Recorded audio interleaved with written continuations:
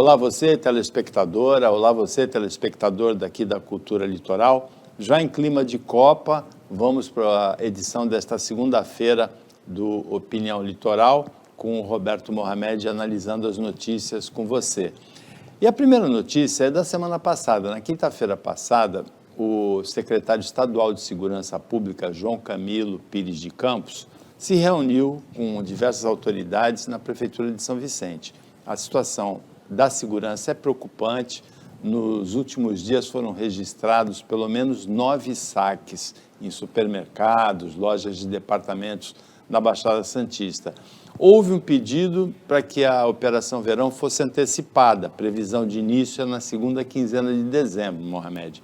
Mas o secretário falou que não, ele aumenta o efetivo em São Vicente, onde ocorreram a maioria dos saques, também há saques em Santos, mas não antecipa a Operação Verão. Boa tarde. Boa tarde, Paulo.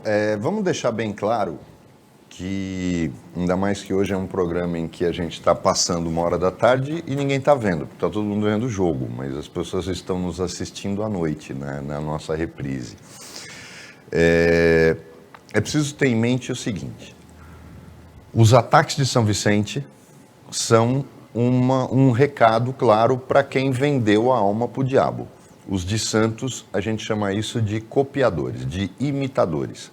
São os caras que, vendo a oportunidade, fazem igual, mas que não é o mesmo grupo. O que está acontecendo em São Vicente é predeterminado. Porque se você vende a alma para o diabo, uma hora você vai ter que entregar. Não adianta ficar valente depois que o diabo fez a parte dele. E foi exatamente isso que o Caio Amado fez. Ele vendeu a alma para o diabo para ser eleito. Ele foi eleito e quis virar um macho. Aí não dá. Não pode. Então foi um recado.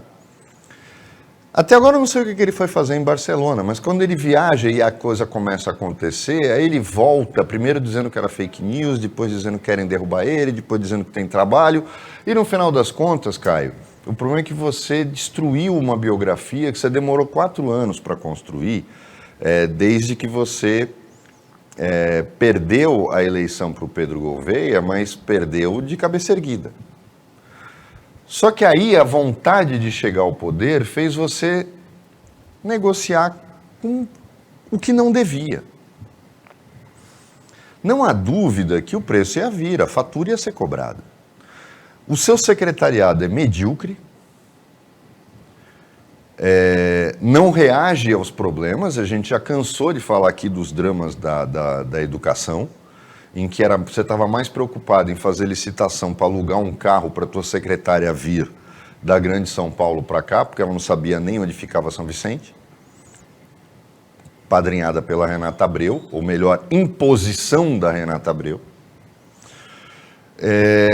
E agora a gente vê, no área da saúde, na minha opinião, outro escândalo, que é o que está acontecendo no Hospital São José, em que havia uma OS paga pela prefeitura no São José e agora todo mundo vai virar PJ. A OS vai sair, a prefeitura está dizendo que vai garantir o pagamento dos salários, vai converter tudo em pessoa jurídica. Eu não estou entendendo direito o que está acontecendo, porque não conseguem explicar. Justamente porque quando você tem uma equipe tão ruim, ela não consegue sequer enganar, ela não consegue sequer enrolar em relação ao que vai acontecer. E a gente cansa de falar aqui que o Hospital São José é um erro continuado. Desde que o Márcio França não teve a coragem de fazer o que o Mourão fez com a Santa Casa de Praia Grande. Que era o que o Márcio devia ter feito aqui, quando ele era o prefeito. E devia ter municipalizado o Hospital São José, que hoje vive da venda da verba do estacionamento dele. É um absurdo numa cidade como São Vicente, que tem as opções do São José, que sequer consegue hoje ser chamado de hospital, e o CREI, que, como o nosso querido amigo Aldo Haddad chama de Cruz Credo.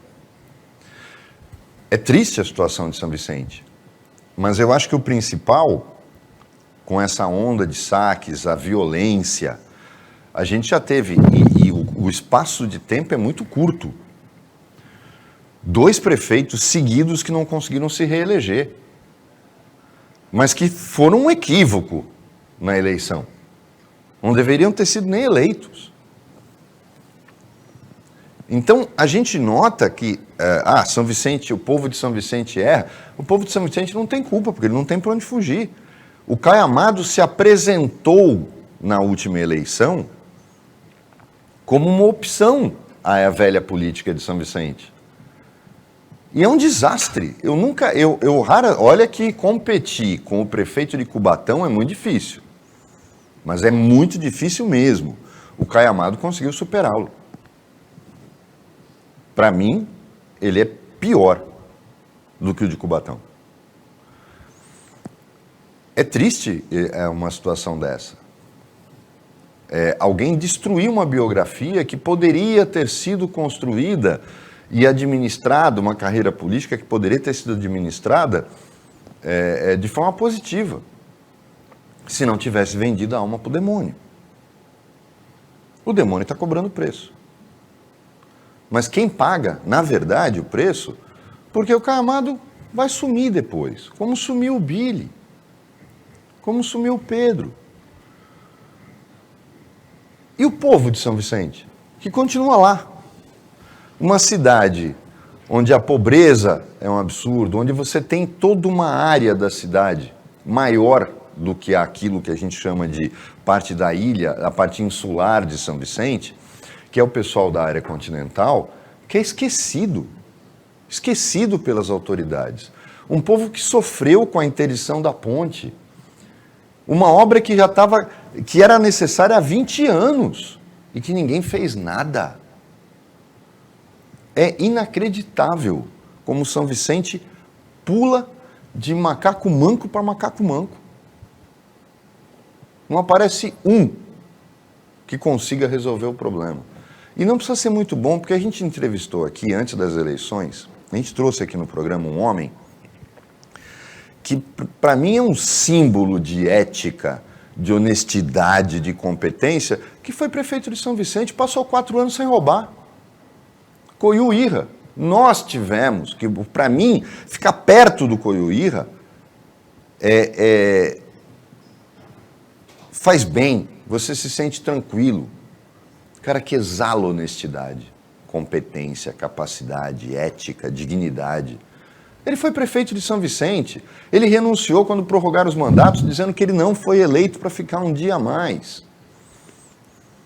Pô, não é possível que uma cidade que teve um homem como Coiuíra como prefeito não consiga mais repetir esse tipo de atitude. Por quê? O que é que acontece com São Vicente? E depois do Coiú a gente sabe o que veio.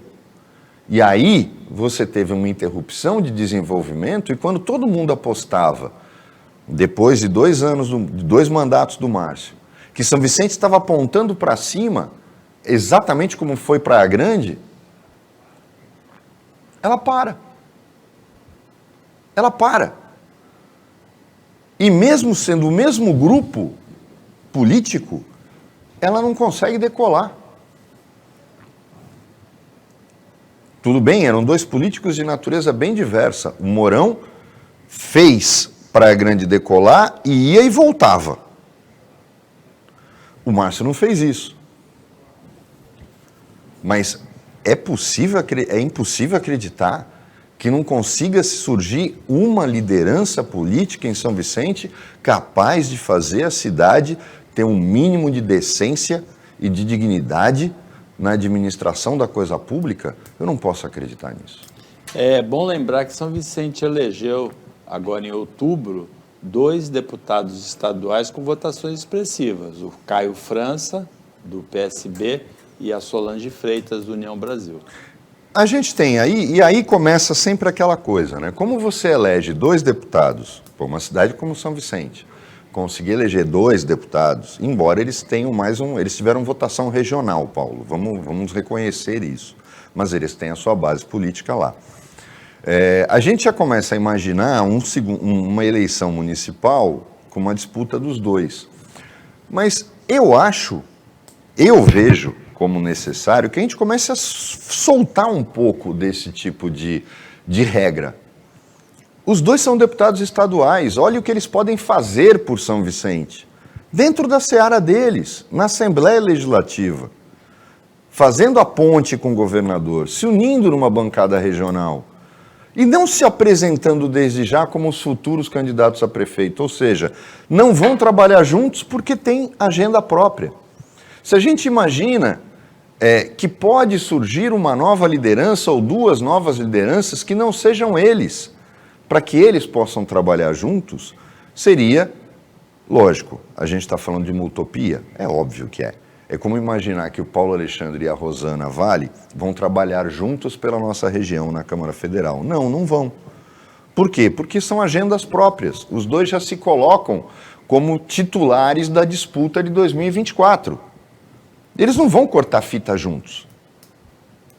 E aí, eu tenho medo que isso aconteça em São Vicente, porque a primeira vez que a cidade consegue fazer 2 deputados estaduais, mas que, com agenda fixa própria, para 2024, também não vão trabalhar juntos. E aí quem perde é a cidade. E quando uma cidade como São Vicente perde, porque o santista tem mania de olhar só para o próprio umbigo. Quando o Guarujá perde, quando o Cubatão perde, quando o São Vicente perde, Santos perde também. Quando você tem um sistema de saúde de São Vicente em colapso, você está sobrecarregando o sistema de saúde de Santos.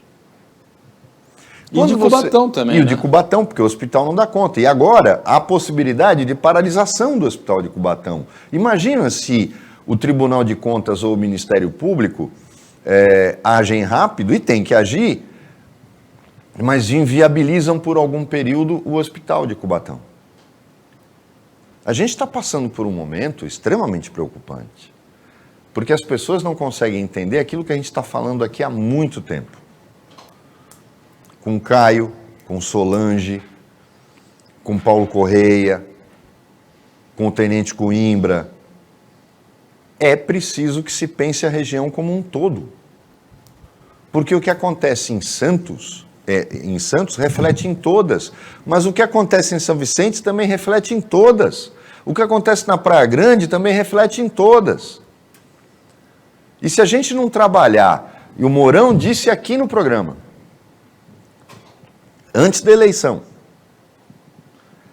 enquanto não se pensar a região metropolitana como solução de problemas e não exposição de egos, a gente não vai chegar em lugar nenhum. Porque a falta de um hospital numa cidade não implica necessariamente que a solução para aquilo seja fazer uma centralização de receita para poder fazer um hospital naquela cidade, que depois não vai conseguir manter. Quando um hospital regional no meio do caminho é a grande saída. Ou seja, é a vaidade colocada em segundo plano, e ela sempre vai existir, mas é preciso pensar um pouco naquela pessoa que não tem plano de saúde, que precisa do SUS e que não pode esperar, Paulo, 6 meses para fazer um exame para ver se tem câncer, porque ela já morreu. Ela não vai chegar no dia do exame viva. Esse é o grande problema. O Opinião Litoral volta depois do intervalo bem rapidinho.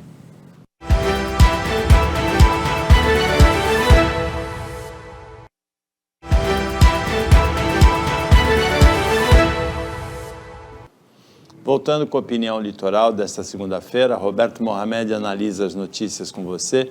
E a gente vive, Mohamed, um clima de Copa que tem uma diferença muito significativa em relação às últimas Copas. A gente teve a Copa no Brasil em 2014, que provocou esse entusiasmo.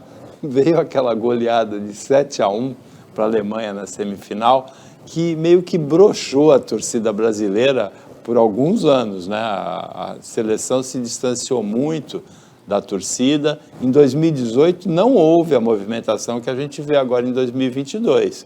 Os bares cheios de gente, todo mundo de verde e amarelo. Porque aí brasileiro adora feriado e festa, é outra coisa. E podia estar, mesmo que não fosse... o distanciamento da seleção, eu acho que se dá de uma outra forma. Motivo para o brasileiro fazer circo, todo mundo agarra. Eu acho que a grande questão aí é que não há identificação mais. Mas isso também tem outras razões. Eu lembro que quando você tinha a convocação da seleção, a questão de 40 anos atrás, a expectativa era quantos jogadores do Rio e quantos jogadores de São Paulo iriam. Hoje, todos os jogadores atuam no Paris Saint-Germain, no Bayern, no Barcelona, na Liga Inglesa. Não tem mais identificação. Você não consegue mais, você não torce mais para que convoquem alguém do seu time. Você não tem mais disputa, porque quando convocam alguém daqui, é do Flamengo. E para reserva. Então, não tem mais essa identificação. Não há mais aquela coisa de ver o jogador de futebol como exemplo. E eu acho que isso é o ponto principal. Mas algumas coisas nessa Copa me chamam bastante atenção, porque existe uma preocupação minha com o que eu vi ontem depois do jogo e durante o jogo, é que a gente teve um processo eleitoral, agora uma Copa do Mundo, e vamos ter o final do ano, as festas de final do ano. E a Covid voltando. Esse cenário é aterrador e ninguém está nem um pouco preocupado com isso. Quando você fala, Paulo, você teve as festas, essa empolgação, quando você vê uma Rede Globo de televisão que detém os direitos de transmissão da Copa, fazendo um investimento absurdo, fazendo com que a Copa seja o Brasil de chuteiras, tentando fazer a Copa ser o Brasil de chuteiras de novo. Um ufanismo absurdo, como se fosse a pátria de chuteiras. Mas por interesse comercial. Quem ouve as transmissões, quem vê a programação da Globo hoje, só existe a Copa acontecendo. Eu hoje de manhã, para ouvir notícia, tive que botar na Globo News, porque a Globo é só jogo, um atrás do outro. É isso que a emissora que vê uma competição dessa como um grande mercado e o momento de ganhar dinheiro que ela tem de 4 em 4 anos, não significa que seja a realidade emocional do que vem. Mas o que me chama a atenção é que a própria Rede Globo, que passou todo esse período falando dos erros do governo em relação à pandemia, falando dos erros do governo em relação à vacinação, está incentivando, e não vejo ninguém falando para as pessoas não se aglomerarem em fanfests, nessas concentrações que ela está fazendo, como fez em Copacabana ontem, num jogo de primeira fase.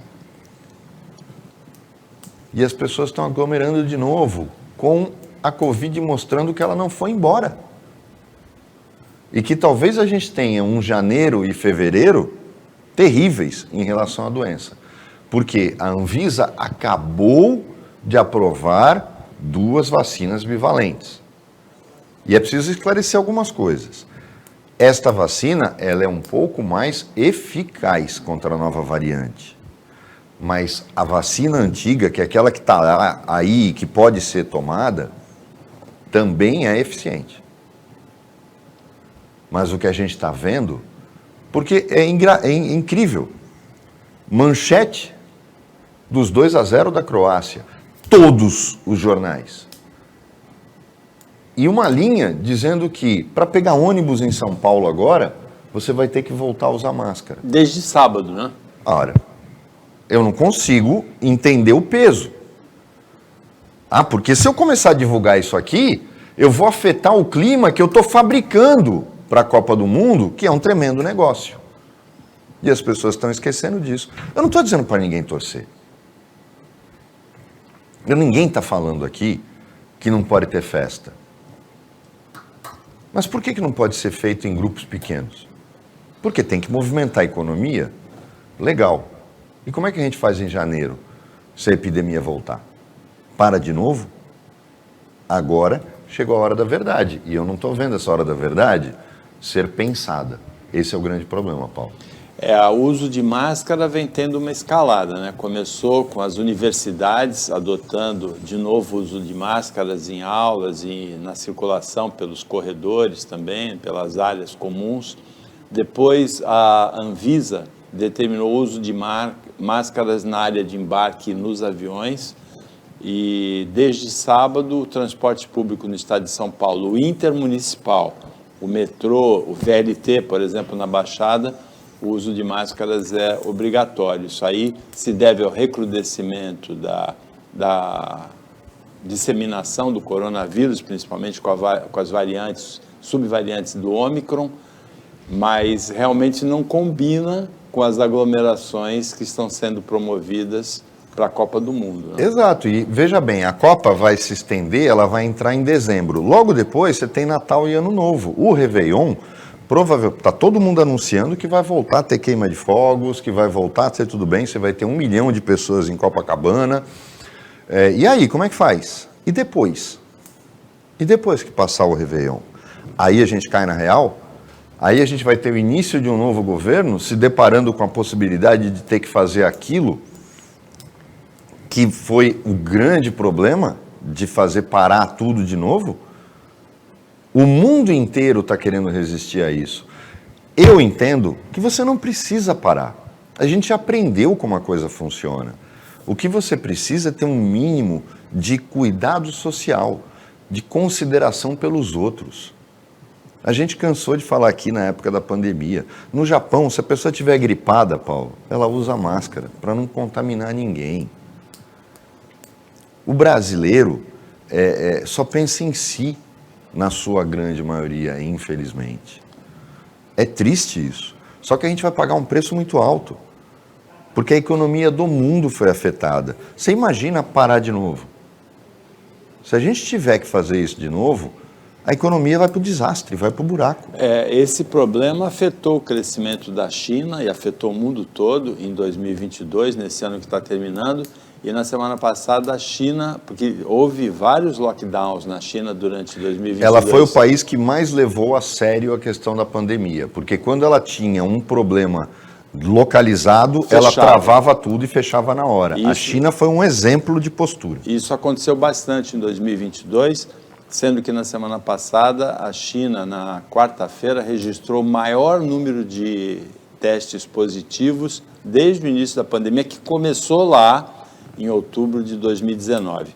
Agora, em relação ao governo novo que você citou, Mohamed, chama atenção, na semana passada houve a saída do Alexandre Frota da equipe de transição do Lula. Já tinha havido a saída do Guido Mantega também. Tem um componente comum nessas duas saídas, que é a reação pública ao nome de uma pessoa. Assim, são figuras desgastadas por algum motivo. Como é que você analisa isso? Eu analiso da mesma forma como eu reagi, não é só dessas duas, não. Por exemplo, o que a Bela Gil está fazendo na equipe de transição, sabe? Tem coisas, Paulo, que às vezes eu fico me perguntando qual é o objetivo disso. A equipe de transição é uma equipe que prepara relatórios para dar para o presidente. Ela não precisa ter 150 pessoas. Tanto que a própria legislação permite 50, que são remuneradas pelo Tesouro. Aí dizem, não, mas eles vão trabalhar de graça. A questão não é essa, de trabalhar de graça ou não. Não precisa colocar, porque só tumultua, é muita gente dando palpite. Agora, o que a Bela Gil está fazendo lá? Gente, o que a irmã da Marielle Franco está fazendo lá? O problema do PT é esse, Paulo. É essa perda de vinculação com a realidade. O Kim Kataguiri, que esteve aqui, fez um discurso na semana passada, quando o Zanin, advogado do Lula no processo da Lava Jato, foi nomeado relator da equipe de combate à corrupção. Pô, isso é tirar sarro das pessoas. É uma coisa que não tem lógica. Para que eu vou fazer isso? Isso é escracho. Isso é falar para as pessoas, olha, eu posso fazer o que eu quiser, seu palhaço. Colocar o Zanin como relator do grupo de trabalho para combate à corrupção é fazer escárnio com as pessoas. Mohamed, a estratégia do Zanin na defesa do Lula foi sempre a de procurar erros processuais, não foi? Sim, é o tipo do advogado criminalista que Infelizmente, eu não concordo. Eu tenho amigos e colegas de profissão criminalistas que eu admiro muito, mas esse excesso, você ser capaz, e que no civil isso não acontece, você ser capaz de advogar só em busca da nulidade. Que deu certo, né? Não, deu certo e é o que dá certo no processo penal. Quando as pessoas falam assim, a polícia prende e a justiça solta, porque os juízes anulam o processo quando chega lá em cima. Eu acho que há um exagero de preciosismo processual,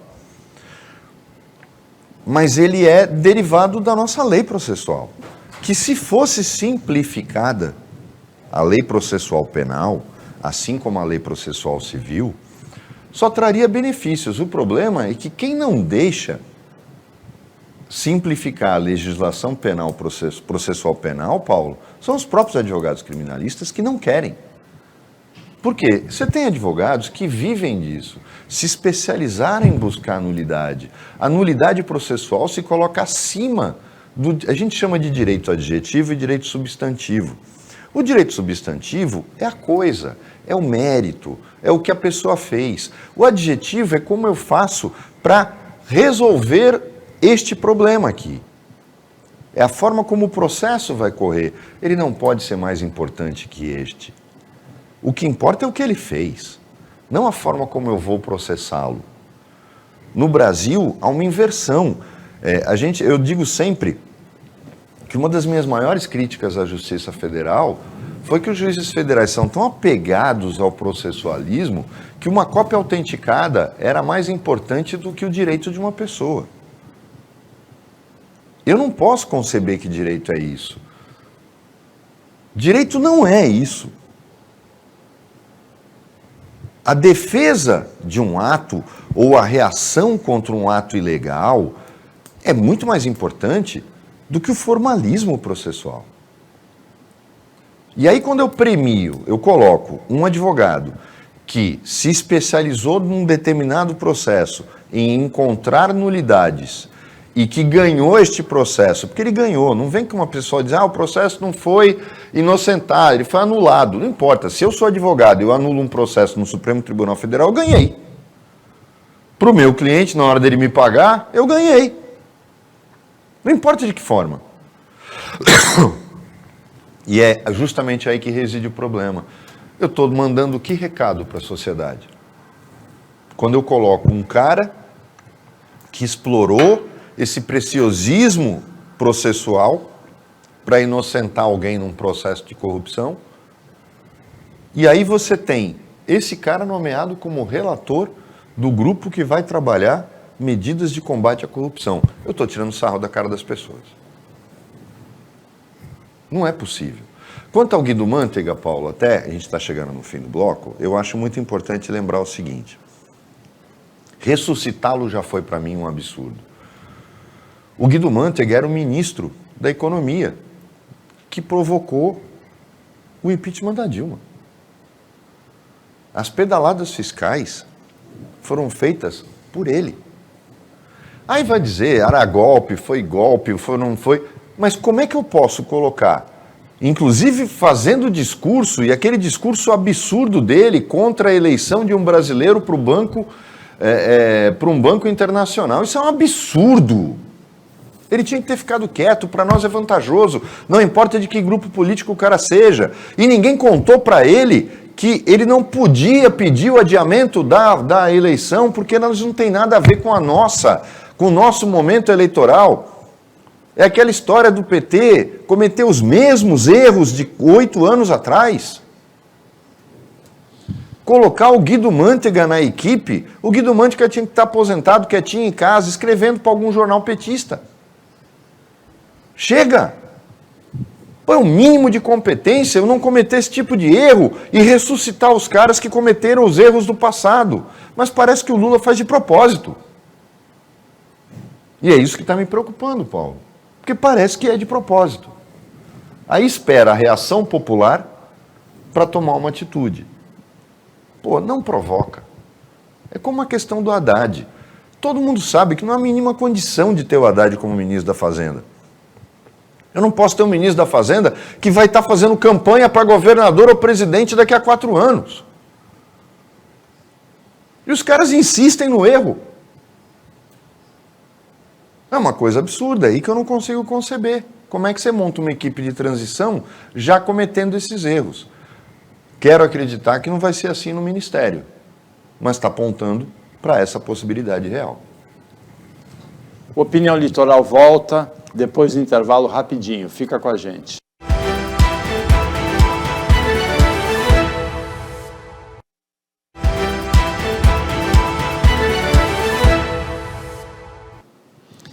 Voltando para o último bloco do Opinião Litoral desta segunda-feira, em que o Roberto Mohamed analisa as notícias, a situação política, a situação econômica com você, telespectadora, com você, telespectador. Tem uma junção de 2 notícias interessantes para comentar, Mohamed. Uma delas é que um deputado do Partido Novo conseguiu as assinaturas, isso aconteceu no final de semana passado, na quinta-feira para sexta-feira, para ter uma CPI, uma comissão parlamentar de inquérito, para investigar abuso de autoridade. O alvo é o Alexandre de Moraes, pelas sentenças no Supremo, pelas decisões no Tribunal Superior Eleitoral. Ao mesmo tempo, uma outra notícia é o racha na base que deu a sustentação política para a candidatura do Bolsonaro nessa eleição. O PP e os republicanos da coligação saíram, abandonaram o PL depois de levarem a multa do Alexandre de Moraes. Eles não levaram a multa, eles levaram o bloqueio do fundo partidário junto com o PL, porque a litigância foi considerada de má-fé, aquele pedido de invalidação de 279 mil urnas na eleição. PP e republicanos pularam do barco. Lógico, falar, não tem nada a ver com isso, é só esses loucos aqui que estão falando bobagem. Porque é lógico, né? A mesma urna foi usada no primeiro e no segundo turno, só no segundo que elas deram um problema, porque elas envelheceram muito do primeiro para o segundo turno. O Alexandre, veja bem, eu tenho condenado o Alexandre, criticado os atos dele, como, por exemplo, foi um absurdo o bloqueio das contas dos empresários na condição de presidente do TSE. Porque na condição de presidente do TSE, ele só pode presidir o problema das eleições. Ele não vira o rei do mundo. Só o Supremo podia ter feito isso. Você lembra que eu falei assim, mas se foi um truco, o Valdemar da Costa Neto e foi a brincadeira toda né? que colocaram, foi essa questão do truco. E não foi, né? Ele recuou, né? Mas acontece que o grande problema é que agora acabou, né? Agora acabou o sonho de ter uma oposição de direita coordenada contra o governo Lula. Então, o silêncio do Tarcísio. Agora, o silêncio do Tarcísio aqui em São Paulo é um exemplo disso. Agora, é interessante a gente observar que republicanos é o partido do vice-presidente Hamilton Mourão, que se elegeu senador pelo Rio Grande do Sul, e é o presidente do principal ministro do governo Bolsonaro com a saída do Tarcísio, que é o Ciro Nogueira, que é quem geriu o orçamento da Secretaria. Está falando PP e PR. Exatamente. São os 2 partidos principais, tirando o PR. Eles que abandonaram o barco. Abandonaram o barco, entre aspas, só no que diz respeito a essa medida estapafúrdia, mas os 2 estão negociando com o Lula já, até porque são 2 partidos que não sabem ser oposição. Por quê? Porque são os protagonistas, foram os protagonistas do Mensalão, protagonistas do Petrolão, os protagonistas da corrupção no governo Bolsonaro. São os partidos que só sabem roubar, eles não sabem protestar, eles não sabem fazer política. Agora, em relação à CPI, Paulo, vamos deixar claro o que aconteceu. Eu tenho falado aqui a minha profunda decepção com o Novo, que de novo não tem nada. É um partido medíocre, ridículo, uma tentativa de criar uma nova UDN no Brasil, um partido de milionários empresários que acham que pode apontar o dedo para os outros, mas fazem um discurso só. Privatiza tudo e nós não usamos dinheiro público. Só sabem falar disso. Esquecendo o que é fazer política, o que é governar. A Adriana Ventura lançou uma convocação, Adriana Ventura, que já esteve aqui no programa, do ministro Alexandre de Moraes. Ela é uma das pouquíssimas reeleitas, né? O programa foi pé quente para ela. Isso, né? Agora tem um detalhe, tadinha, ela não leu a Constituição. Ela foi eleita deputada federal, mas ela nunca leu a Constituição. A Câmara dos Deputados, o plenário da Câmara, não pode convocar ministro do STF, não pode convocar ministro de Estado. Só o Senado pode fazer isso. E, eventualmente, uma CPI da Câmara dos Deputados. Então, deputada, lê a Constituição, livrinho bonitinho, não é grosso não, fininho, mas era bom a senhora ler. A senhora é deputada, aponta o dedo para os outros. E aí 300, um monte de colega dela assinou o pedido de convocação do Alexandre de Moraes. São aqueles caras que você para no corredor do Congresso e o cara assina o que for. Depois ele não lembra nem o que ele assinou de pedido de votação. O Alexandre de Moraes vai dar risada quando receber essa convocação. Aí alguém teve a brilhante ideia, porque o cara que lê a Constituição falou, escuta, você não pode convocar no plenário da Câmara um ministro do Supremo Tribunal Federal, do Tribunal Superior Eleitoral, não pode fazer isso, só o Senado pode fazer. Aí falou, então, aí como é que a gente pode fazer? Falou, não, cria uma CPI e a CPI convoca. E aí, agora, como consequência da bobagem que a Adriana Ventura estava fazendo, estão querendo montar uma CPI que também não vai dar em nada. A partir do ano que vem vai estar todo mundo preocupado com outras coisas e ninguém vai estar muito preocupado mais com o Alexandre de Moraes. Nós vamos estar olhando para o Supremo Tribunal Federal. Então, eu não acredito que essa CPI vá para frente. Mas que o próprio Supremo tem que dar um basta para o que o Alexandre de Moraes está fazendo, isso não tem dúvida nenhuma. E veja bem, como eu já disse aqui várias vezes, durante a eleição, eu acho que ele agiu corretamente. O que ele não pode é exacerbar o cargo de presidente do TSE, que só tem competência eleitoral. O que aconteceu depois das eleições, nas rodovias federais, nas rodovias estaduais, na frente dos quartéis, é um assunto policial. Não tem nada a ver com a eleição. A competência do TSE é exclusiva. O que está me causando espanto é que nenhum colega dele, dentro do próprio TSE, está dizendo para ele, Alexandre, menos. Chega. Você acabou a eleição. Você não pode ser mais protagonista. Acabou a eleição. A decisão é do Supremo. E o Supremo está simplesmente alinhado a ele. E ele está fazendo o que ele quer na condição de presidente do TSE, com competência exclusiva e restrita. Ele jamais poderia bloquear a conta dos empresários que são donos dos caminhões. Será que poderia ser, no máximo, competência do STF? Mas eu entendo que tem que ser competência de primeira instância. Ninguém fala isso para ele. Agora, ninguém está colocando para ele que ele está exacerbando. Mohamed, o resumo, assim, bem a essência do recurso do PP e do Republicanos contra o bloqueio do fundo partidário é mais ou menos isso? Nós não temos nada a ver com isso? Foi, mas não é que foi mais ou menos isso, foi isso, Paulo. Eles estão dizendo, o PL não me consultou para entrar com a ação, eu não concordo com nenhum dos termos do pedido e eu não tenho nada a ver com isso. Foi exatamente isso que eles falaram. A defesa dos dois partidos foi idêntica. Porque o PL entrou em nome da coligação. Não, o PL entrou em nome da coligação, mas em nome próprio, porque o advogado do PL não tinha assinatura. Porque é preciso entender, Paulo, que eles fizeram coligação, eles não fizeram federação. Se eles estivessem em federação de partidos, que foi uma coisa que se criou agora para impedir a extinção dos partidos diante da cláusula de barreira, eu acho um absurdo. Como é o caso do PSDB e do Cidadania. Eles estão em federação. Aí é diferente. O que um faz atinge o outro. No caso do PL, com o PR e o PP, foi uma coligação. Na majoritária, para presidente da República. Eles não saíram coligados nas chapas proporcionais. O governador também não. Então não é federação. A federação autorizava a coligação... Em tudo, né? Em tudo. No caso do PL, do PP e do PR, não havia federação.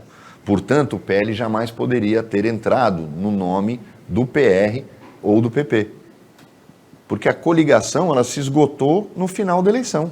quando o TSE aponta o resultado, acabou a coligação, Paulo.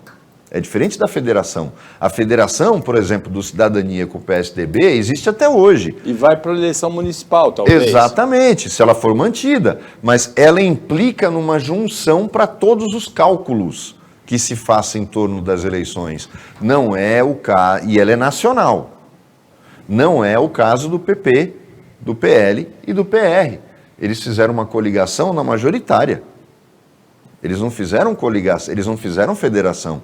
Então, jamais o PL podia ter usado o nome da coligação. Ele tinha que ter agido em nome próprio. Para agir em nome da coligação, ele deveria ter procuração do PP e do PR, o que não teve. Agora, imaginar que esses dois partidos, do jeito que eles são, vão admitir ficar sem recursos do fundo eleitoral, é lógico que eles iam fazer isso. É fundo partidário, né? É do fundo partidário. Agora, o mais engraçado foi aquela história, a postura do Valdemar da Costa Neto. É aquela história assim, me inclui fora dessa, né? O Valdemar da Costa Neto está cômico, porque ele está completamente perdido. Ele deu uma entrevista na semana passada, perdido, completamente perdido. Desde o despacho do Alexandre de Moraes, ele não sabe mais onde ele mora. Eu acho que estão levando ele para casa, porque se deixar ele sozinho dentro de um Uber, ele vai para outro lugar, ele vai para a rodoviária, para o aeroporto. Porque ele está completamente perdido, porque ele viu que ele fez papel de idiota. Então, além de bandido, agora ele está fazendo papel de idiota também. E ele está submetido à dupla pressão, né?